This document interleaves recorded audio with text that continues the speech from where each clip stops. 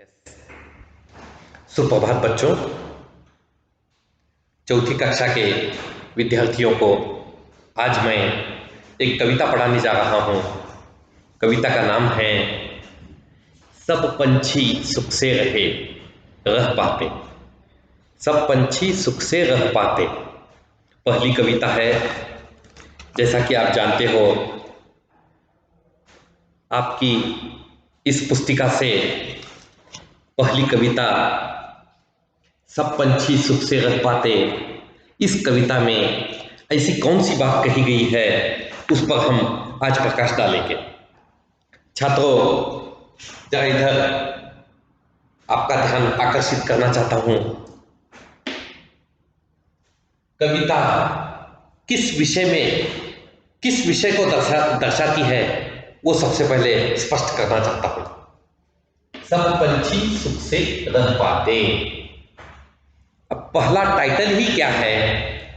सब पंछी सुख से रह पाते। अब इसका कन्नड़ में क्या अर्थ होता है? इसका कन्नड़ में अर्थ होता है पक्षी यानी क्या? गिड़ी। पक्षी अंदरे गिड़ी।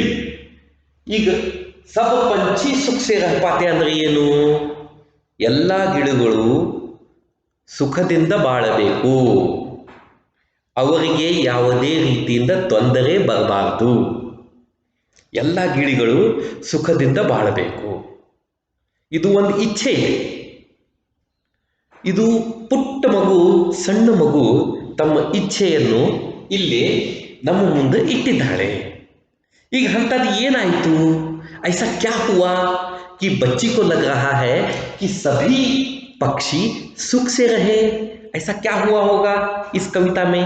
तो सुनो बच्चों, इस कविता में क्या हुआ, ये पूरी कथा मैं अब आपको स्पष्ट रूप से यहां बताना चाहता हूं. तो इस कविता में ऐसी कौन सी घटना हुई? तो कविता का सारांश जरा गौर से देख लो. इधर कविता का परिचय. इस कविता में आंधी के आने से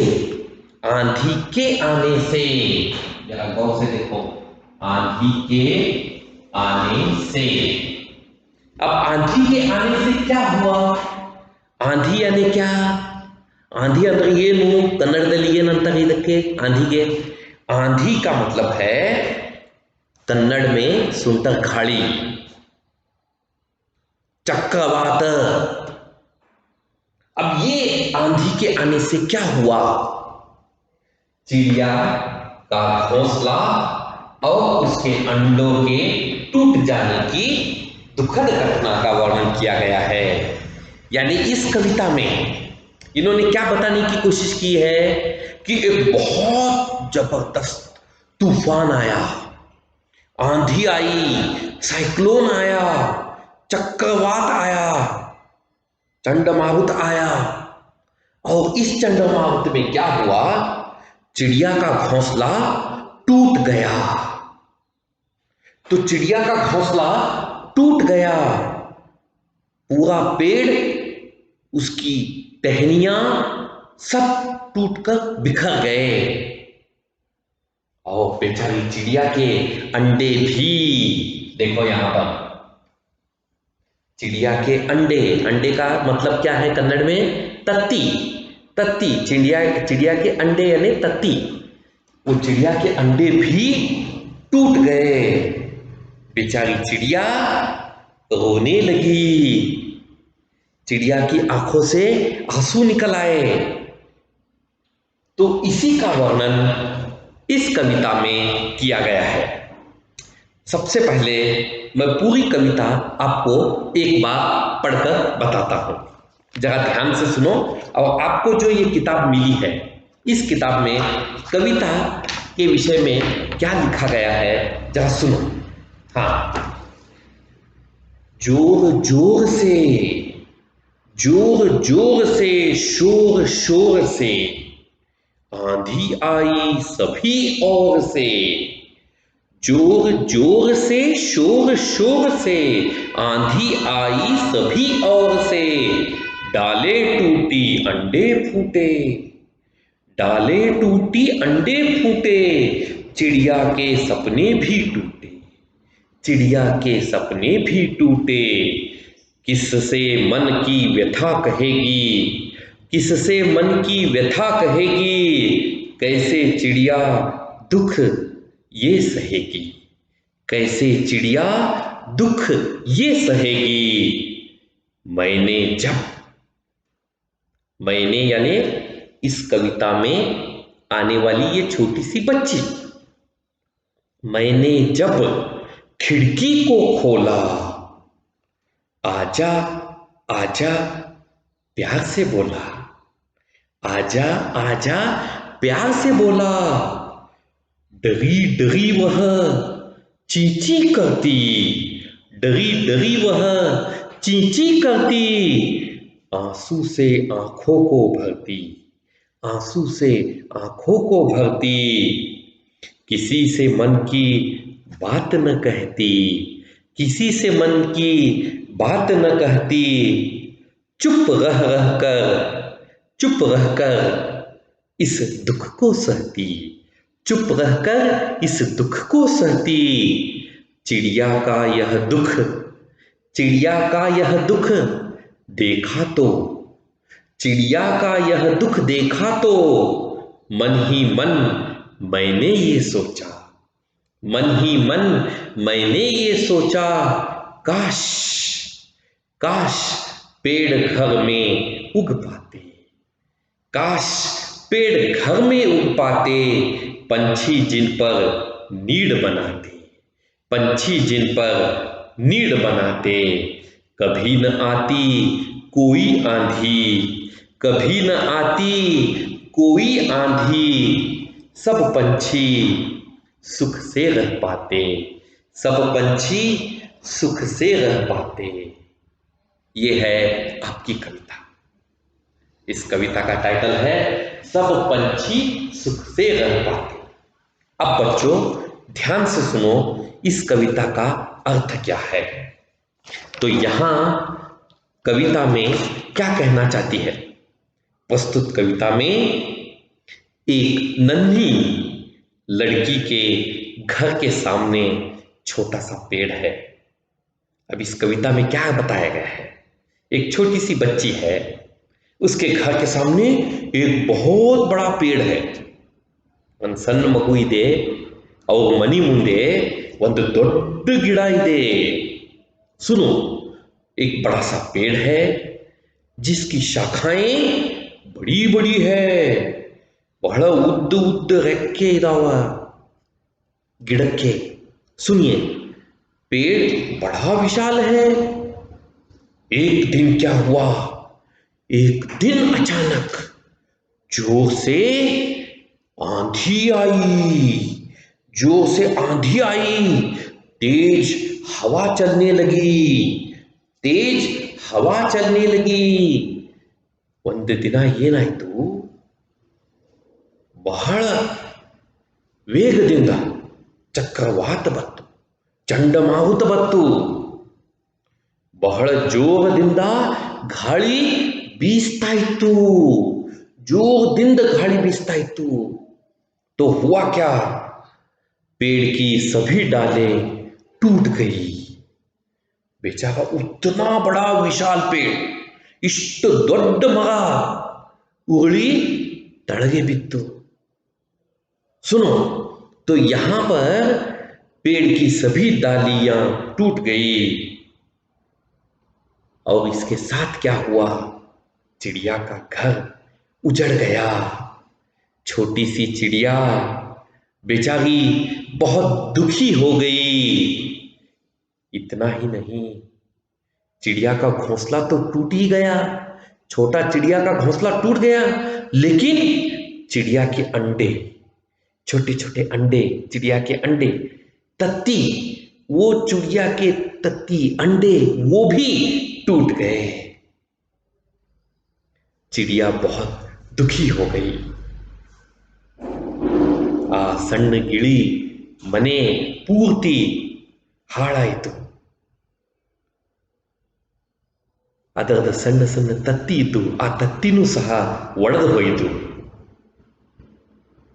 अब क्या हुआ सुनो। छोटी बच्ची ने सुबह, हाँ, जब छोटी बच्ची ने सुबह ये दृश्य देखा तो छोटी बच्ची को बहुत बुरा लगा। छोटी बच्ची ने चिड़िया से कहा, आओ आओ आओ, घर में रहो, हमारे घर में रहो। लेकिन चिड़िया बहुत डरी हुई थी, बहुत सहमी हुई थी। चिड़िया ने भीतर आने से मना किया। देखो क्या हुआ। छोटी बच्ची ने क्या किया, सुबह घर की खिड़की खोली तो उसे सारी घटना का पता चला। एक बहुत बड़ी आंधी आई थी जिसने पूरा घर तोड़ कर रख दिया। छोटी बच्ची ने देखा कि चिड़िया बहुत डरी हुई है, उसकी आंखों से लगातार आंसू टपक रहे हैं। छोटी बच्ची ने चिड़िया के दुख को कम करने की कोशिश की, लेकिन बेचारी चिड़िया तो रोती जा रही थी, रोती जा रही थी। वो इस दुख से उभर नहीं पा रही थी। चिड़िया को वो तो समाधान नहीं कर पाई। अब देखो, अब हम भी घर में रहते हैं, हमारा भी एक घर है। अगर आंधी तूफान आ गए, हमारा घर टूट गया, सब सामान बिखर गया, तो हमारी हालत क्या होगी। तो ऐसी ही हालत चिड़िया की भी हो गई। बेचारी चिड़िया आज अकेली पड़ गई। यहां छोटी बच्ची सोचने लगी। ಸಣ್ಣ ಮಗು ವಿಚಾರ ಮಾಡ್ತಾ ಇದೆ. ಅದು विचार ಹೇಗೆ ಮಾಡ್ತಾ ಇದೆ ಸ್ವಲ್ಪ लक्ष्य ಕೊಟ್ಟು ಕೇಳು. अब ये छोटी बच्ची क्या विचार कर रही है। ये छोटी बच्ची विचार कर रही है कि काश काश क्या होता, पेड़ घरों में उगाते। यानी ये जो पेड़ है, ये पेड़ घर में उगाते तो कितना अच्छा होता। घर के ऊपर छत है, यहां पानी नहीं लगेगा, बारिश नहीं होगी, धूप नहीं लगेगी, कुछ भी नहीं होगा, तेज हवा भी नहीं आएगी। देखो ಕೇಳಿ ಸ್ವಲ್ಪ ಲಕ್ಷ ಕೊಟ್ಟು, ಈ ಸಣ್ಣ ಪಾಪು, ಈ ಸಣ್ಣ ಮಗು ಏನು ವಿಚಾರ ಮಾಡ್ತಾ ಇದೆ. ಈ ಸಣ್ಣ ಮಗು ವಿಚಾರ ಮಾಡ್ತಾ ಇದೆ, ಒಂದು ವೇಳೆಗೆ ಈ ಗಿಡ, ಈ ಹೊರಗಡೆ ಏನು ಗಿಡ ಇದೆ ಅಲ್ಲ, ಈ ಹೊರಗಡೆ ಇದ್ದಿದ್ದ ಗಿಡ ಒಂದು ವೇಳೆಗೆ ಮನೆಯಲ್ಲಿ ಇರ್ತಿತ್ತಂದ್ರೆ ಎಷ್ಟು ಚೆನ್ನಾಗಿರ್ತಿತ್ತು. ಮನೆಯಲ್ಲಿ ಮಳೆ ಬರುವುದಿಲ್ಲ, ಗಾಳಿ ಬರುವುದಿಲ್ಲ, ಬಿಸಿಲು ಬರುವುದಿಲ್ಲ, ಮತ್ತು ಇದರ ಮೇಲೆ ಇದ್ದ ಗಿಳಿ ಅಸುರಕ್ಷಿತ ಇರಬಹುದು. ಈ ತರ ಈ ಸಣ್ಣ ಪಾಪು विचार ಮಾಡ್ತಾ ಇದೆ. ये छोटी बच्ची कैसे सोच रही है, देखो ये छोटी बच्ची सोच रही है कि काश ये घर चिड़िया का, ये पेड़ काश घर में होता। तो इस कविता में चिड़िया ने क्या सोचा, अंत में छोटी बच्ची सोचने लगी, काश पेड़ घर में उगते तो आज चिड़िया का घर, संसार कभी नहीं टूटता। इस प्रकार चिड़िया के विषय में सोचते हुए बच्ची ने कहा, मन ही मन में कल्पना की कि घर में पेड़ उगना चाहिए था। हाँ, अब बच्चों ये कहो कि आप इस कविता से क्या सीखोगे। तो इस कविता से हमें यह सीख मिलती है कि प्रकृति के आगे मनुष्य बहुत कमजोर है। ये जो प्रकृति है, जिसको भगवान ने बनाया है, देवरू सृष्टिसिद्ध ಈ ಪೃಥ್ವಿ, ಈ ಲೋಕ, ಇದರಲ್ಲಿ ಮನುಷ್ಯ ಬಹಳ ಶಕ್ತಿ ಇದ್ದಾನೆ. ಅವ ಏನು ಮಾಡ್ಲಿಕ್ಕಾಗೋದಿಲ್ಲ. ದೇವರು ಮನಸ್ಸು ಮಾಡಿದರೆ ಏನ್ ಬೇಕಾದ ಮಾಡಬಹುದು.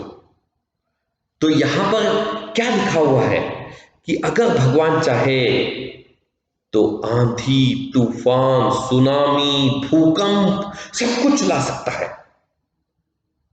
आंधी आएगी, तूफान आएगा, भूकंप आएगा, सुनामी आएगी, कुछ भी आ सकता है, लेकिन इसका मुकाबला मनुष्य नहीं कर सकता। मनुष्य केवल यहां लाचार हो जाता है। तो ये कविता केवल चिड़िया के लिए नहीं है, बल्कि ये मनुष्य के लिए भी एक सीख है। ಈ ಕವಿತೆ ಬರೇ ಒಂದು ಸಣ್ಣ ಗಿಳಿ ಕವಿತೆ ಮಾತ್ರ ಅಲ್ಲ, ಇದರಿಂದ ನಾವು ಮನುಷ್ಯರು ಸಹ ಬಹಳಷ್ಟು ಕಲಿಬಹುದು. ನಾವು ಇದು ಕಲಿಬಹುದು, ನಾವು ಸುರಕ್ಷಿತ ಇಲ್ಲ. ಈ ಪ್ರಕೃತಿ ಏನ್ ಬೇಕಾದ ಮಾಡಬಹುದು. ನಾವು ನಮ್ಮ ಸಲುವಾಗಿ ಚಲೋ ಮನಿ ಕಟ್ಟಬಹುದು, AC ರೂಮ್ ಮಾಡಬಹುದು, ಅದು ದೇವರು ಏನ್ ಬೇಕಾದ ಮಾಡಬಹುದು. ಅವರು ಮನಸ್ಸು ಮಾಡಿದರೆ ಸುಂಟ ಗಾಳಿ ತರಬಹುದು, ಭೂಕಂಪ ತರಬಹುದು. ಅದರ ಜೊತೆಗೆ ನಾವು ಬಾಳಬೇಕಾಗುತ್ತೆ, सहनेಯಿಂದ ಬಾಳಬೇಕಾಗುತ್ತೆ.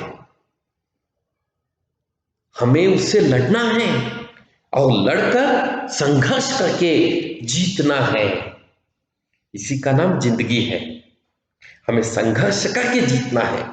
तो बच्चों, इस कविता से अब आप ये सारी बातें सीख सकते हो और छोटे बच्चे की कल्पना को भी समझ सकते हो. आज मैं आपको यहां पर इस कविता का होमवर्क दूंगा. तो होमवर्क क्या है?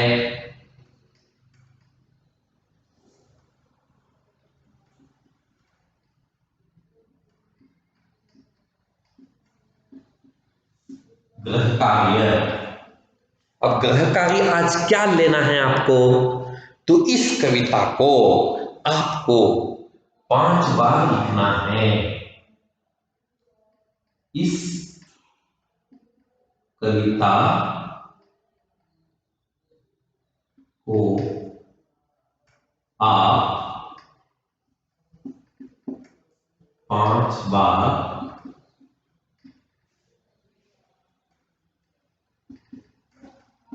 लिखकर दिखाओ. इस कविता को आपको 5 बार लिखना है. इससे आपकी हैंड राइटिंग भी सुधरेगी और साथ ही साथ आपको कविता भी याद हो जाएगी. कविता को लिखते समय बोल बोल कर लिखिए. कविता को बोल बोल कर लिखिए, ताकि आप अच्छी तरह से ये कविता याद भी कर सकें. अगले पीरियड में हम इस कविता के बारे में और अधिक जानकारी प्राप्त करेंगे. ठीक है, धन्यवाद.